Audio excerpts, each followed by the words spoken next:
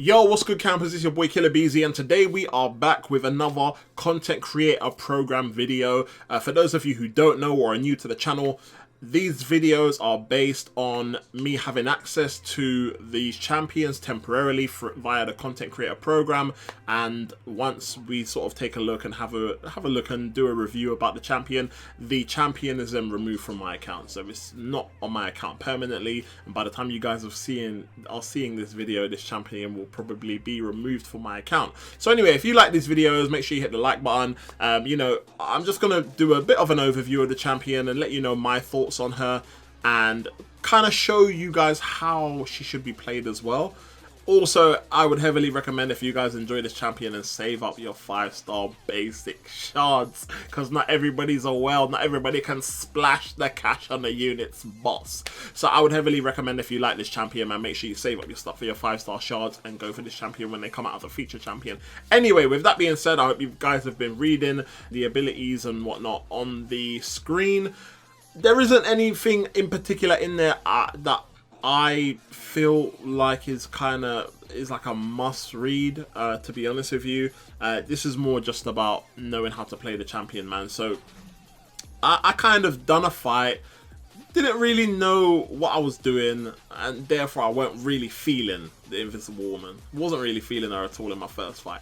Now this fight is actually, the order that I've done this in is, this fight that you're seeing is going to be without her ability activated to begin with. But it's crazy because this is actually the last fight that I've done. So yeah, we wanted to highlight a little bit of Wakanda tactics in there, you know, taking the few hits at the very beginning. But anyway, so as you can see, the vulnerable debuff on the opponent, this is going to be the main key. Yeah, the main key to get the highest amount of damage. And also what I want to do is take notice, there's no suicides on. It's like, you know, my masteries are very basic masteries. So there's no suicides on. There's no boosts or anything like that.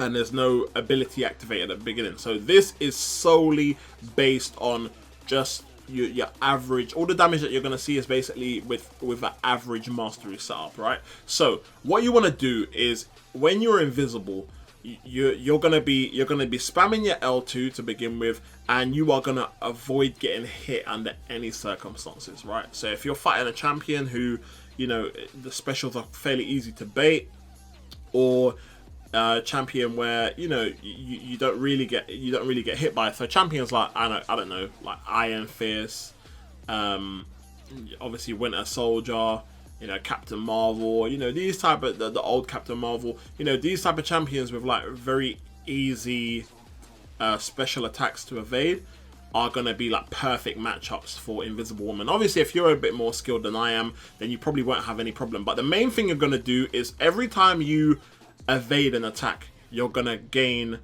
a vulnerable debuff stack, right?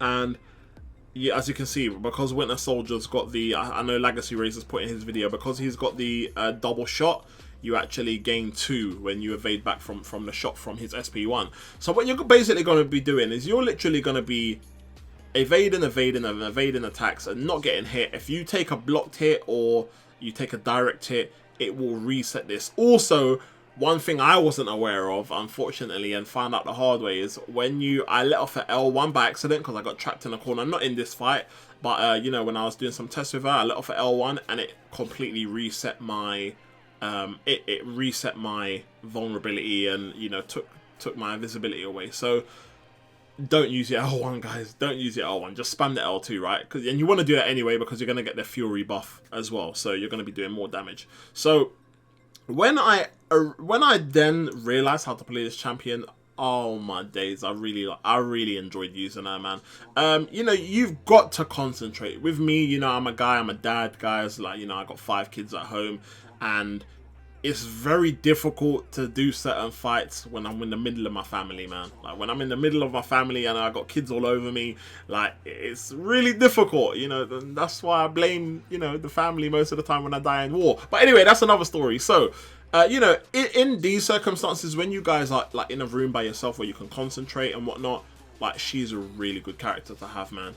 You know, I found that I'm not very good at intercepting, so for me, the way that I found the easiest way to build up the charges is I was holding block, when the enemy dashes towards me, I'd swipe back and evade an attack. So it's a bit like how you would do it if you were building poised charges with Stark Spidey. So, you know, that's basically the technique I was using. So literally I was holding block as the opponent comes towards me, then I swipe back, right?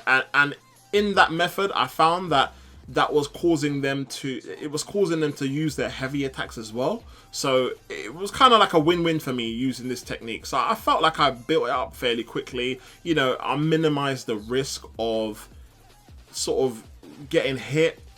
I wanted to play it very safe because I didn't want to go for an intercept and fail, especially if you're not that confident in doing it like myself, and, you know, basically end up going through all that effort of trying to build it up and it not working. And as you can see, man, when it works, guys, it pays off so much, man. And, you know, for someone like myself, you know, when you're evading attacks and then, you know, you use your SP2, you get the massive damage from it, but then you combo your opponent and then the opponent hasn't got their special. That's when I would go into it. Okay, I'll block. I'll wait for a little bit of an opening when he starts to block, and then I would just hit into his block, slowly build up his power. It's a very long game, but, you know, in modes like this where you're questing and stuff like that, you're not, time is on your side. Do you know what I mean? You don't have a limit. It's not like you're fighting an AQ or, you know, AW, and obviously I know the health is a lot lower than obviously what we would see here, but we're not fighting in a time where you haven't really got the time to focus on building up these vulnerable debuffs and then, you know, going for the massive damage. You know, you might be alright with, to be fair, you might be alright with like 10 or 15 in sort of like standard AQ fights. And as well, if you're using like a 5-star rank 4, you know, you're obviously going to be hitting a lot harder than what you're seeing on the screen now also. So for me, you don't really, you don't really need to kind of build it up to 50. I mean, as a 4-star with the type of damage that she's doing, you know, obviously the lower the star rating, the more you're going to want to be at that 50 vulnerable debuff stack. But I found it is a little bit of hard work. I mean, for Question, I don't really mind it so much. I feel like it would have been a lot better if maybe the debuff was maybe capped at about 25 and then she was doing the same amount of damage that she was doing now, because it is literally like, or even if they made it 50, but if you take a blocked hit, it doesn't reset the vulnerable debuffs, but if you take a direct hit, it does. You know, I feel like one of those two things would have probably made Invisible Woman a bit more appealing and a bit more useful overall in a lot of aspects of the game. You know, she would definitely be useful in questing. She'd definitely be useful in questing, anything like special quests or whatnot. Quests that doesn't necessarily have a timer.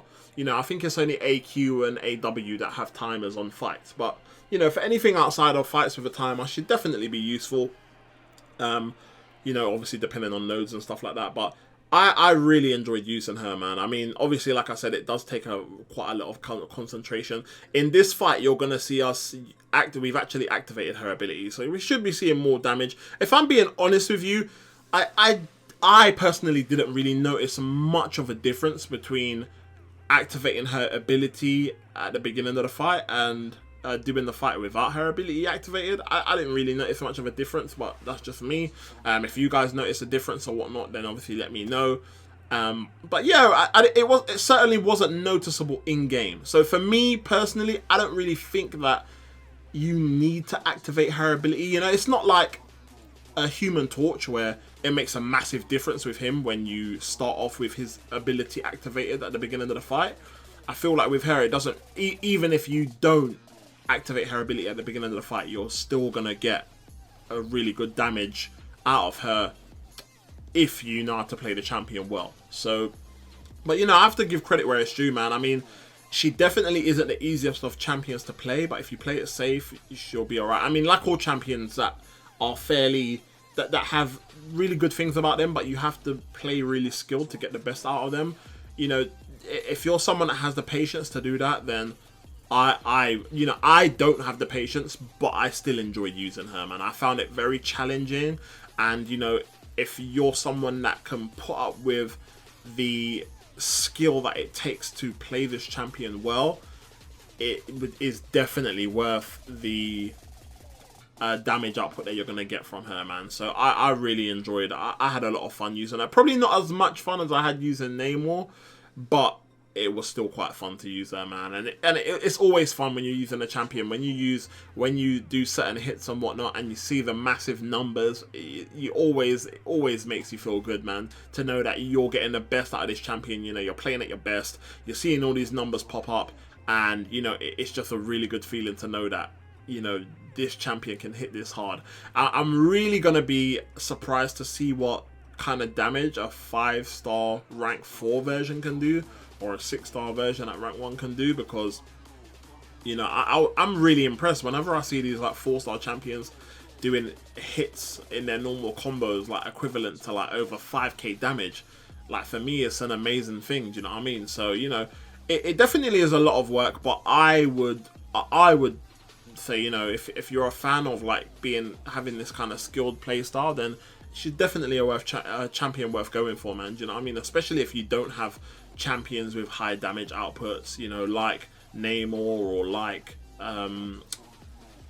Hyperion or Stark Spidey or Ghost or whatnot. You know, if you turn into a little bit of an arena grinder but you don't have these champions in your roster because you just haven't had good crystal luck or whatnot, then, you know, I would definitely recommend going for her, man. But, you know, let me know what you guys think, man. Let me know what you guys think of the Invisible Woman. Let me know if you guys think she's, you know, up there, what tier you guys would put her in as well, whether you'd put her in God tier or demigod tier. I don't really know what tier I would put her in personally, but let me know what you guys think in the comments below, man. Also, let me know if you guys enjoyed the video, man. Thank you guys for watching. It's been your boy Killer Beezy, and I'll see you guys in the next one, man. Peace.